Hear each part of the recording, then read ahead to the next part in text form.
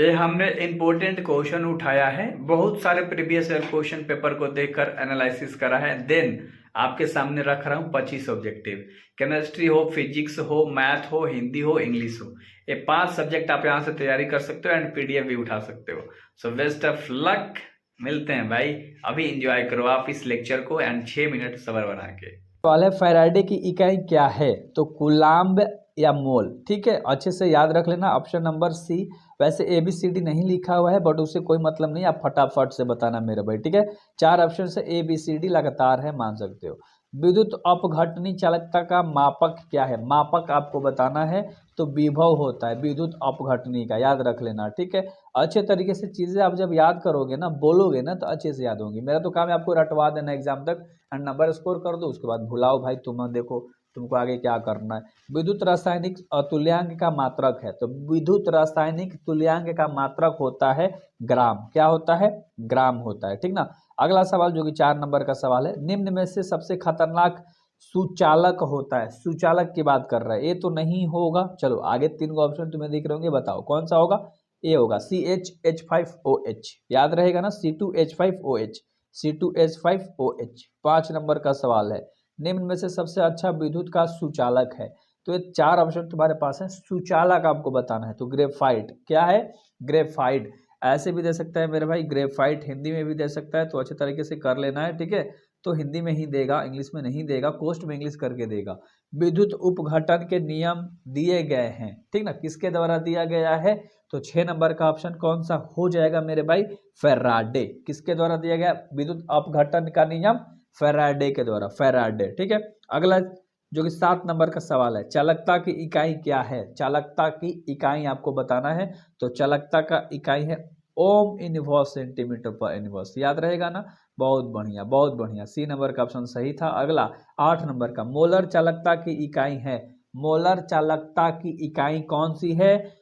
Ohms inverse centimetre square पर मोर inverse, याद रख लेना। इनवर्स माइनस में 1 पावर भी बोल सकते हो, कोई दिक्कत नहीं, आपका रटने का तरीका होना चाहिए।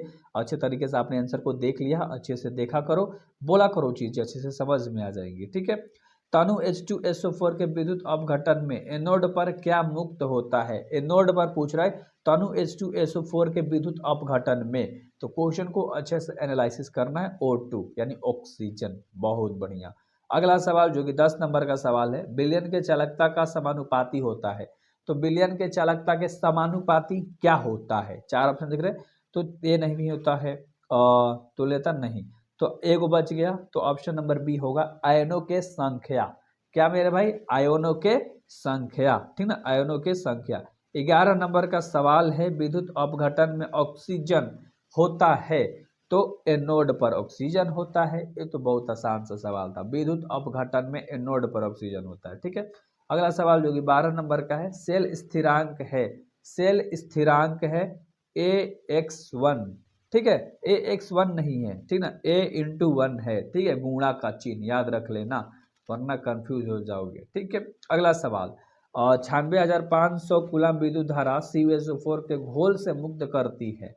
तो तुम्हारे पास ए ऑप्शन दिख रहे हैं, इनमें से क्या होगा? 13 का ऑप्शन बताओ फटाक से। बहुत बढ़िया, 31.75 ग्राम कॉपर Cu, याद रहेगा ना। बहुत बढ़िया।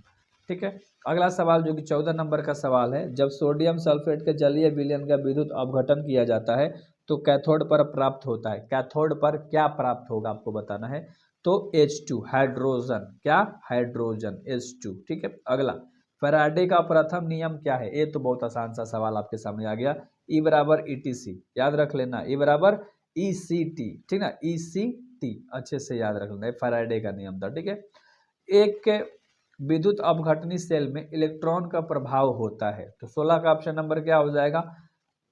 विलयन में कैथोड एनोड की नहीं, ये भी नहीं होगा। ब्रह्म आपूर्ति द्वारा कैथोड से एनोड नहीं, तो इसमें होगा अंत आपूर्ति द्वारा कठोर से एनोड। कैथोड, कैथोड से एनोड होना चाहिए था मेरे भाई, कैथोड। ठीक है, कैथोड से एनोड। ठीक है, यहाँ जो कैथोड दिख रहा है उसी तरह से यहाँ लिखाएगा।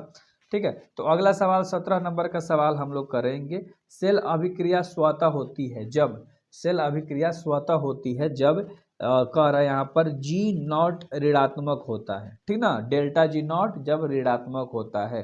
अगला सवाल जो कि है और तुल्य की चालकता की इकाई क्या होती है? तुल्यन की चालकता की इकाई 18 नंबर का सवाल है, इसका होता है। ये तो बहुत आसान सा सवाल था।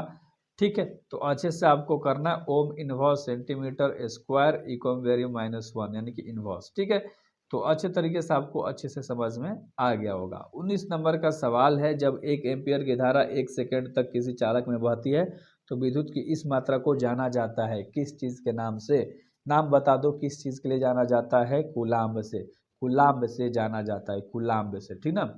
अगला सवाल जो कि 20 नंबर का सवाल है, निम्नलिखित में से कौन सा सबसे सबसे शक्तिशाली अवकारक पदार्थ है? सबसे शक्तिशाली अवकारक पदार्थ की बात कर रहा है तो L2। ठीक है, क्या मेरे भाई? L2।